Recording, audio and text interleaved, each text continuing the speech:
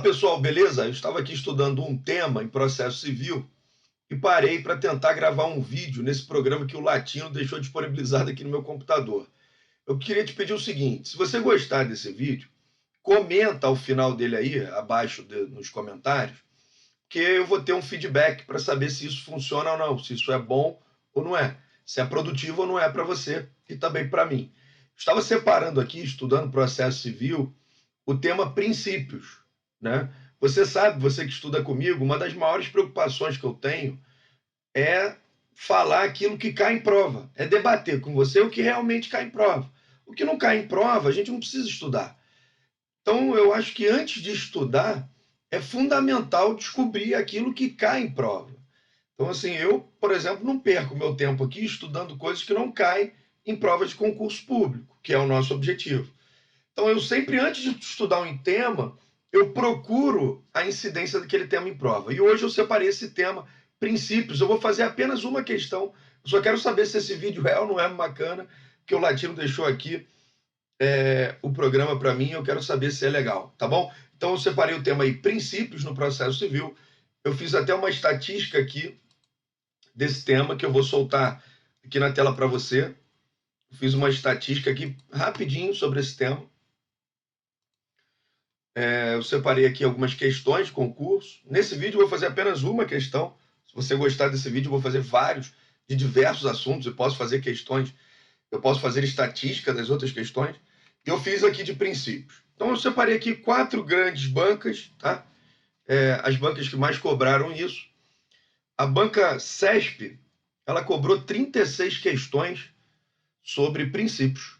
Então ela é uma banca aí que tem aproximadamente 300, 400 questões a partir do novo Código de Processo Civil, que eu encontrei na internet, nos sites de confiança, principalmente no que é concurso.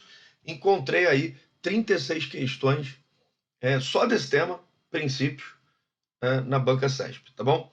Aqui eu tenho a FCC. A FCC cobrou 19 questões sobre princípios. VUNESP cobrou aí, ó, 8 questões.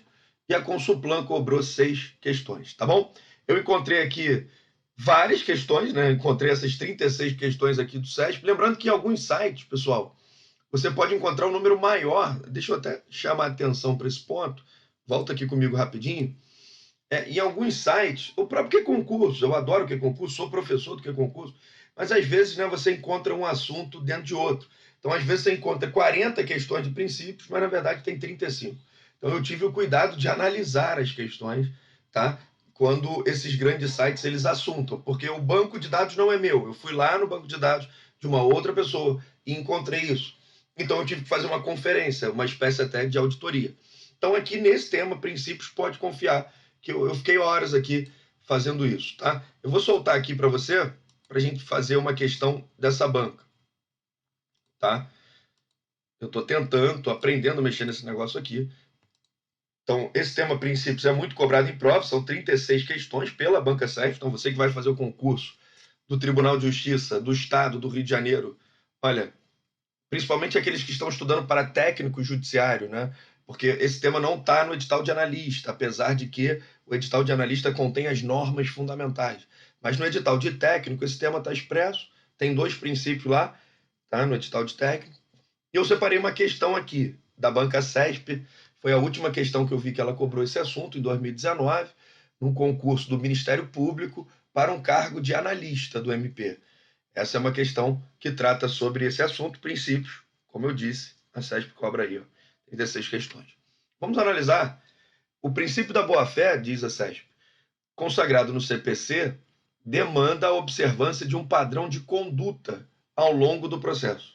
Então, a banca está cobrando o princípio da boa-fé. O princípio da boa-fé está lá no artigo 5º do CPC. Ele é expressamente previsto no novo CPC. No CPC antigo não tinha esse princípio da boa-fé. E no novo CPC, a boa-fé é objetiva. Todos têm que obedecer essa boa-fé. Então, essa questão basicamente está cobrando o artigo 5º do CPC. Tá? Vamos analisar. Ele quer saber sobre o padrão de conduta da boa-fé. Alternativa A diz assim: a constatação da violação da boa-fé objetiva processual não dispensa a comprovação da intenção do sujeito na adoção de determinado comportamento. Está errado. porque dispensa. Então, esse não aqui está errado. Porque no novo CPC, a boa-fé é objetiva. Se ela é objetiva, ela dispensa a comprovação da intenção do sujeito. Porque na boa-fé objetiva, ela exige uma ação, uma conduta, tá? Com determinada probidade da parte. Então está errado esse não aqui.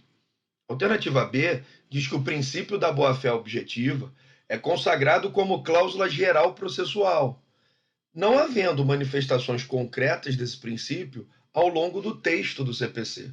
Está errado. Logo no início do CPC, você já encontra a boa-fé no artigo 5º. Nós vamos encontrar também em alguns outros pontos, o artigo 77, que trata dos deveres das partes e de todos aqueles que participam do processo, também ensina, né, a boa-fé, como ela deve ser cumprida.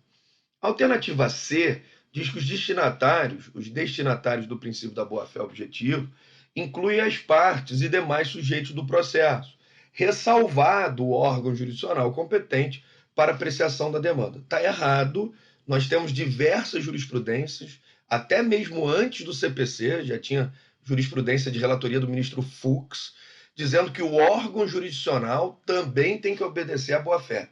Temos enunciado também do FPPC, do Fórum Permanente de Processualistas Civis, dizendo que a boa-fé deve ser também observada pelo órgão jurisdicional. Então, todos os sujeitos, parte, juiz, Ministério Público, peritos, testemunhas, todos aqueles que de qualquer forma participam do processo, devem comportar-se de acordo com a boa-fé. A alternativa C, portanto, está errada. Vamos à alternativa D. Diz que o limite ao exercício de posições processuais constitui dimensão do princípio da boa-fé objetiva processual. Corretíssimo. O limite ao exercício de posições, de como você vai se comportar no processo, constitui sim uma dimensão do princípio da boa-fé. O princípio da boa-fé impõe sim limites e constitui posições, de forma como as partes irão adotar no processo. Eu ficaria com a alternativa D, até agora, está bonito. E a última alternativa diz que a prescrição por lei determinada sobre pena de nulidade possibilitará que a decretação desta seja requerida pelo qualquer parte. Está errado. Essa última alternativa viola aquele princípio da proibição da vedação da própria torpeza, ou para alguns, boa-fé. O Alexandre Câmara dá exemplo de boa-fé. Essa última opção está no artigo 276, tá? Alternativa E, artigo 276. Então nós vamos ficar com o gabarito. O gabarito aqui é a alternativa D, tá? Eu peguei os comentários aí do site do Que Concurso, excelentes professores lá, nossos colegas, do Que Concurso, aí o comentário da questão. Muito bom, alternativa A, já comentei todas elas. Se você quiser printar a tela aí, ó, pegar um comentário a mais, eu particularmente já comentei. E vou ficando por aqui nesse vídeo. Lembrando que esse vídeo aqui foi um teste, tá? Para ver se você gosta dessa dinâmica da gente trabalhar aí algumas questões de concurso público. Lembrando que eu só vou gravar o vídeo daquilo que realmente cai em prova, porque antes de separar o assunto, eu vou lá, faço a estatística e vejo se realmente esse assunto é cobrado em prova, tá bom? Até a próxima e bons estudos!